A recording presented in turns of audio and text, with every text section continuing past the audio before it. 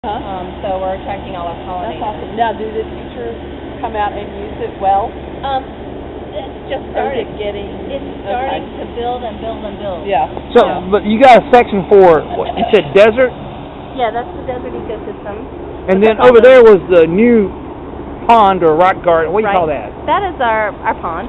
Yep. But that's because the teacher wants aquatic plants and said something about catfish. Right. Yeah, he wants catfish because he studies part of the SOL were sweet ecosystem. right. Yeah, and this being the actual rain garden causes, Mm-hmm. what is it?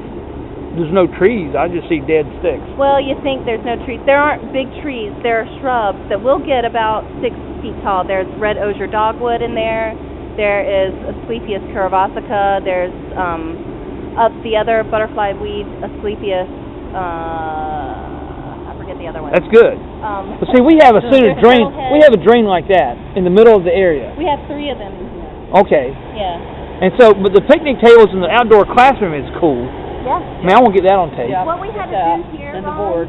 is to alleviate this. This is still a work in progress. We're going to build like a little platform to go over those rocks because it's a tripping hazard. Like one of those little bridges.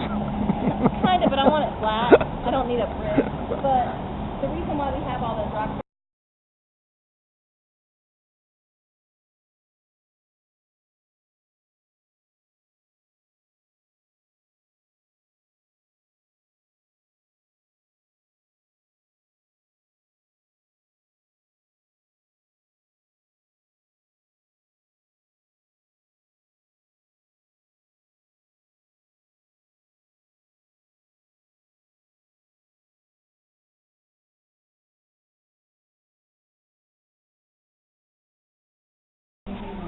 All right. So, kids made this, or you made this?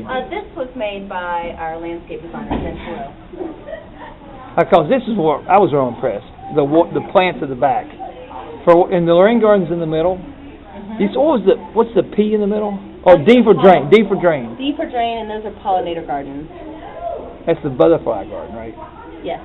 Now this is actually so you can raise vegetables. Those are vegetables that are served in our school cafeterias and given to low-income senior citizens and the Plant a Row for the Hungry program. And evidenced by all the nose prints on every one of these windows, they're excited, and the teachers are too. That's good. Yeah. We did have the first snow today. I see it in the tree. Yep. So this semester I've worked with the second graders. All the second graders came out here. They had been studying Johnny Appleseed.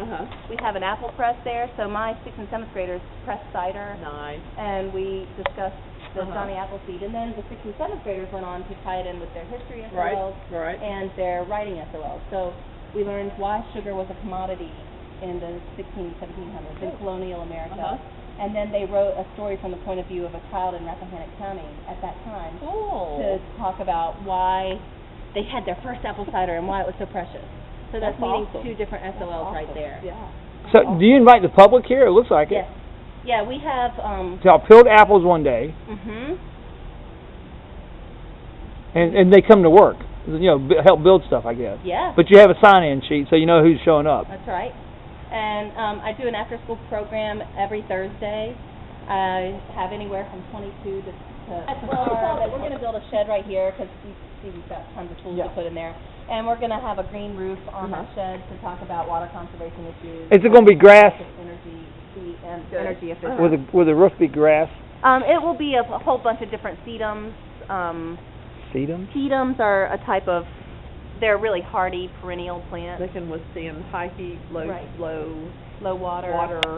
Right. Yeah. Well, see, I was thinking, since this is a courtyard and it's enclosed, security is fantastic. Absolutely. You can leave stuff. Yeah, and we don't have a deer problem in here. Right. Kids are safe in here. One of the issues that we had to take again in front of the facilities committee was the pond, of course, for safety. Right. So when no one's out here, I have to keep that door locked. Okay. But we do see efforts in the future of really using this as a community center. Right. And making it into a learning center for adults as well. Right. Sure. Well, all this ties in with your farm to table, doesn't it? You still go to high school? Yes. Yep. So we got time. Let's drive by there. Yeah. Okay. You can tell Laney to meet us at school.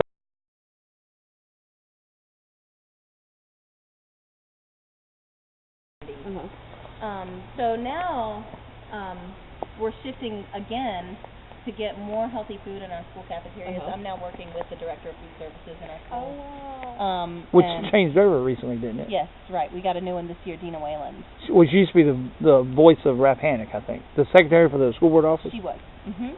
And so with the new superintendent who's all gung-ho, he's like, what would it take to get a lot of food into our school cafeterias grown by your program? Did he really say that? Yeah.